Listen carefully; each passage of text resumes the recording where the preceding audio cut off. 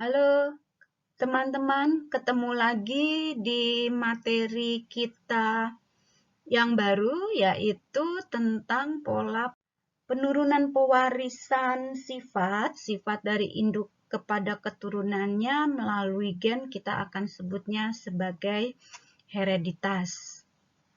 Mekanisme pewarisan sifat akan mengikuti aturan-aturan tertentu yang nantinya kita sebut dengan istilahnya pola-pola hereditas.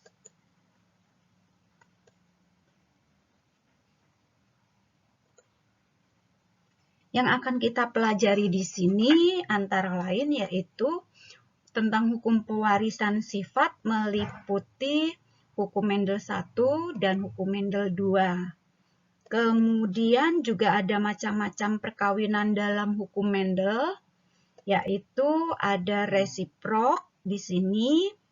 Penyilangan ulang terjadi dengan menukarkan jenis kelamin jantan dengan betinanya. Kemudian backcross yaitu persilangan antara suatu individu dengan salah satu induknya. Yang terakhir ada test cross di sini, persilangan antara suatu individu yang tidak diketahui genotipnya dengan individu nanti yang bergenotip homozigot resesif. Dalam pola-pola hereditas, kita juga akan melihat interaksi beberapa alel, antara lain ada dominansi tidak sempurna.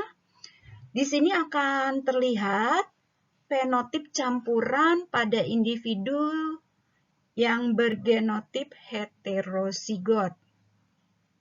Alel ganda yaitu gen yang memiliki lebih dari 2 alel.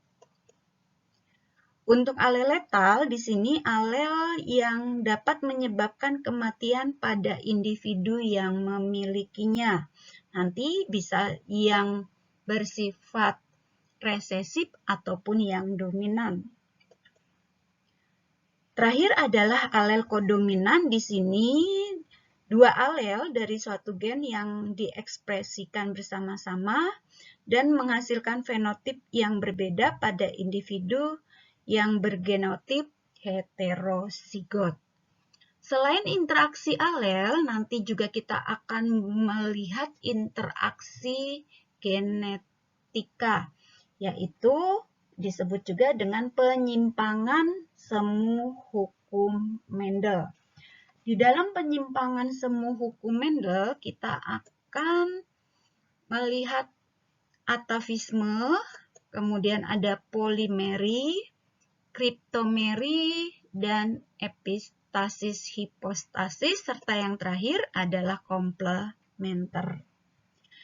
Di dalam pola-pola hereditas, hal ini dapat berkembang setelah Mendel melakukan eksperimennya dengan menyilangkan kacang ercis atau Pisum sativum atau kacang kapri. Kenapa Mendel memilih kacang kapri ini?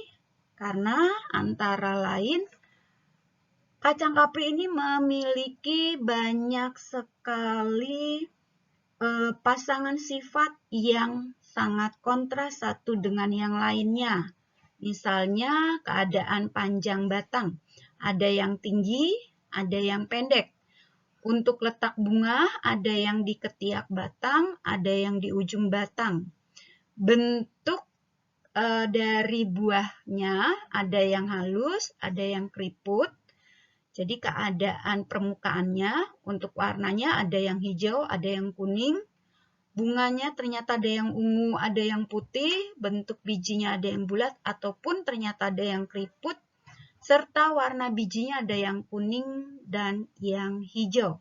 Jadi digunakanlah oleh Mendel untuk dia bereksperimen sehingga menghasilkan nanti postulat di dalam hukum Mendel 1 dan hukum Mendel 2.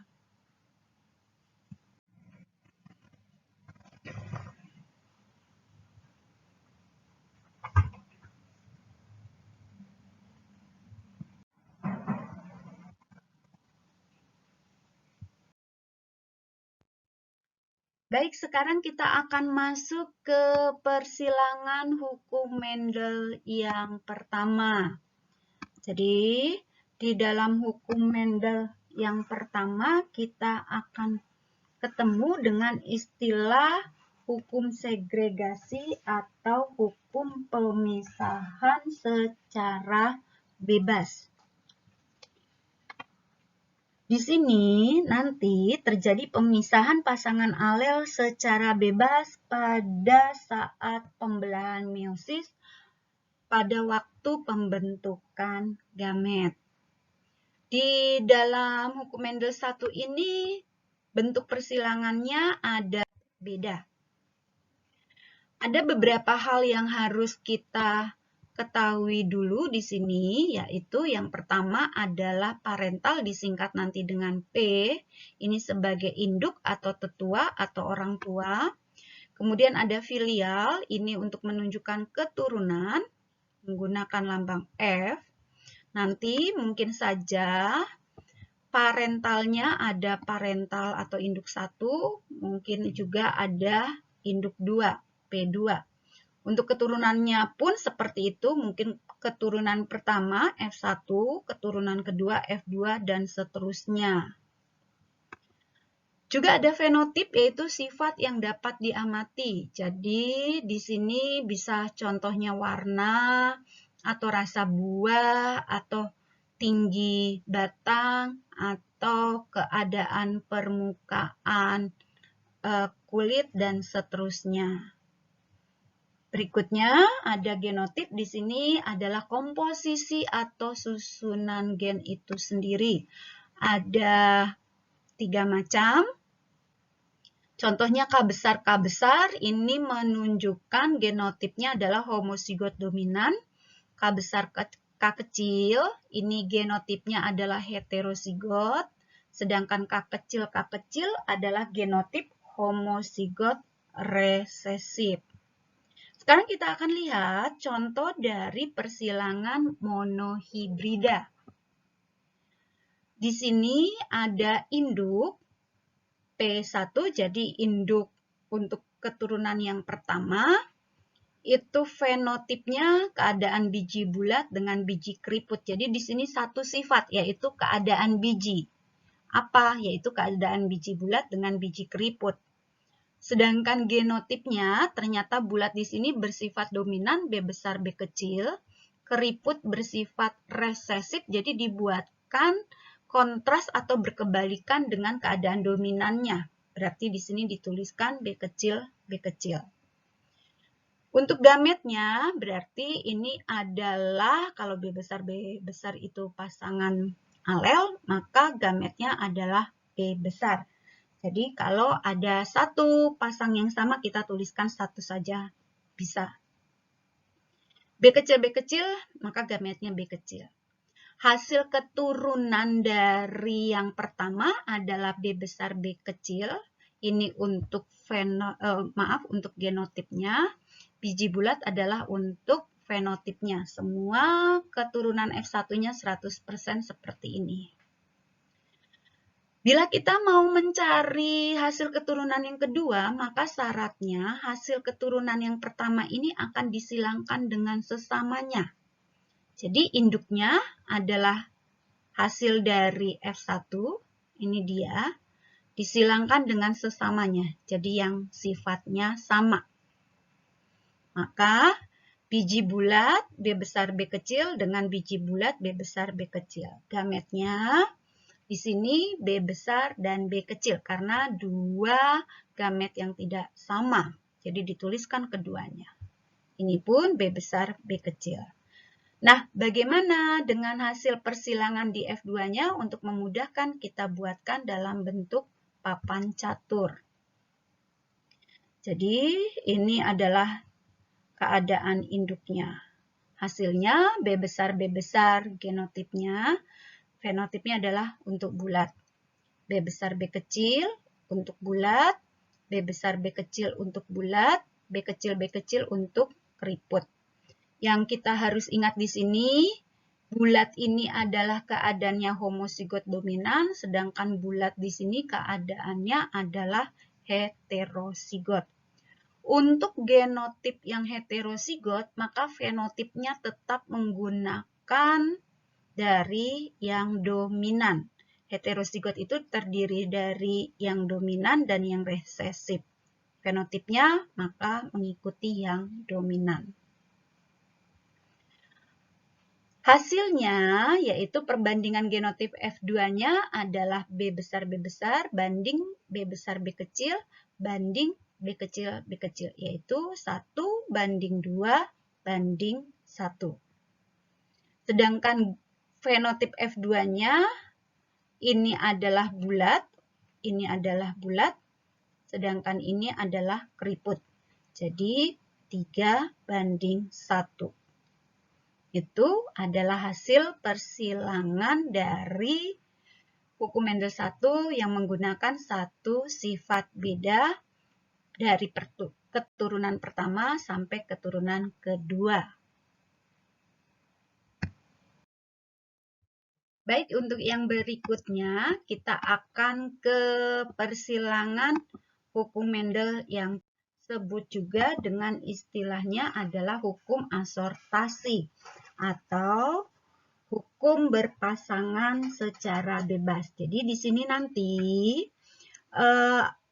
setiap alel itu dapat berpasangan secara bebas dengan alel lainnya yang tidak sealel pada waktu pembentukan gamet. Dalam hukum Mendel kedua itu menggunakan persilangan dua sifat beda atau kita sebut dengan istilahnya dihibrida. Mari kita lihat contoh persilangan dihibrida. Jadi bila ada sifat tentang keadaan biji, yaitu biji bulat, di mana bersifat dominan B besar dan biji keriput bersifat resesif B kecil. Kemudian untuk sifat yang kedua adalah tentang keadaan warna, yaitu warna kuning untuk dominan dan warna hijau untuk yang resesif. Jadi di sini ada dua sifat, yaitu sifat tentang keadaan biji dan sifat tentang keadaan warna. Maka kita akan tentukan parentalnya yang pertama, berarti fenotipnya adalah bulat kuning. Kita silangkan dengan yang keriput hijau. Genotip untuk yang bulat kuning ternyata adalah galur murni B besar B besar K besar K besar. Sedangkan yang induk keriput hijau itu genotipnya adalah B kecil B kecil K kecil K kecil. Sedangkan gametnya adalah B besar K besar. Karena di sini pasangan gamet ini sama alelnya, jadi kita tulis satu aja. K-nya juga demikian, jadi kita tulis satu saja. Begitu juga untuk induk yang B kecil, K kecil, maka gametnya B kecil dan K kecil. Kita dapati hasil persilangan untuk keturunan yang pertamanya adalah genotipnya B besar, B kecil, K besar, K kecil, sedangkan fenotipnya adalah bulat kuning. Jadi F1 adalah B besar B kecil, bulat kuning, dan ini adalah 100% untuk seluruh keturunan F1-nya. Kemudian kalau kita akan mencari hasil keturunan F2-nya, maka hasil keturunan F1 ini akan kita silangkan dengan sesamanya. Jadi induk dari F2-nya, P2-nya adalah bulat kuning dari hasil F1 dengan sesamanya. Jadi dengan bulat kuning. Berarti genotip B besar B kecil K besar K kecil dengan B besar B kecil K besar K kecil. Bagaimana dengan gametnya?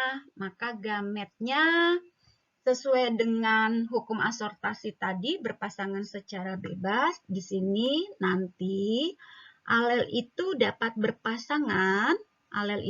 berpasangan secara bebas dengan alel lainnya yang tidak sealel. Jadi, di sini ada B besar bertemu dengan K besar. Ini dia hasilnya. Kemudian B besar bertemu dengan B kecil. Kemudian B kecil ketemu dengan K besar.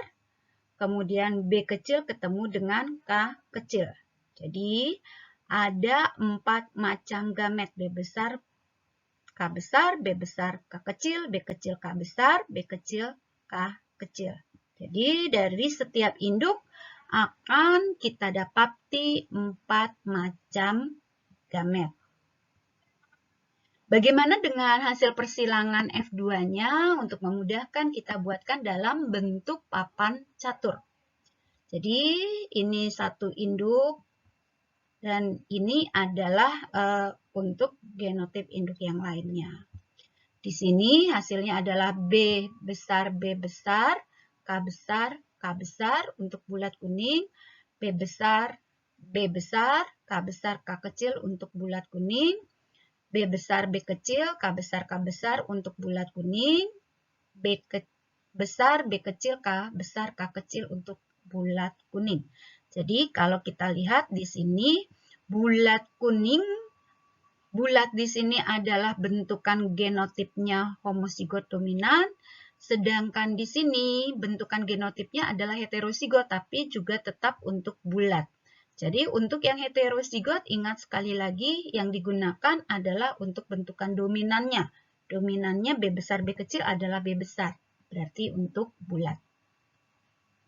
Begitu juga untuk sifat yang kedua. Di sini sifat yang kedua adalah K besar, K besar.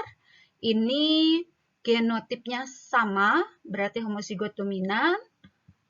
Fenotipnya adalah kuning. Bagaimana dengan yang K besar, K kecil? Ini adalah heterozigot.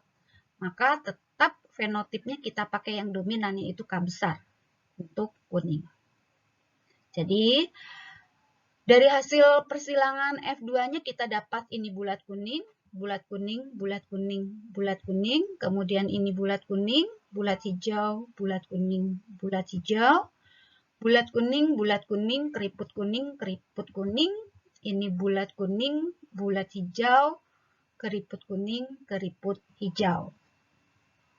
Jadi kesimpulannya hasil dari fenotip F2-nya adalah bulat kuning sebanyak 9, bulat hijaunya sebanyak 3, keriput kuningnya sebanyak 3, sedangkan keriput hijaunya ada 1.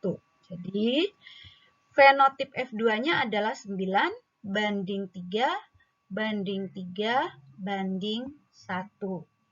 Itu untuk contoh persilangan dari dihibrida hukum Mendel 2. Sekarang kita akan mencari jumlah dan macam gamet. Bagaimanakah caranya? Maka baik itu hukum Mendel 1 maupun hukum Mendel 2, kita akan dapati seperti di slide yang sebelumnya, bila persilangan monohibrida pada P2-nya itu kita akan dapatkan macam gametnya sebanyak 2. Sedangkan di persilangan dihibrida itu sebanyak 4. Nah, bagaimana kalau trihibrida? Ini persilangan dengan 3 sifat beda.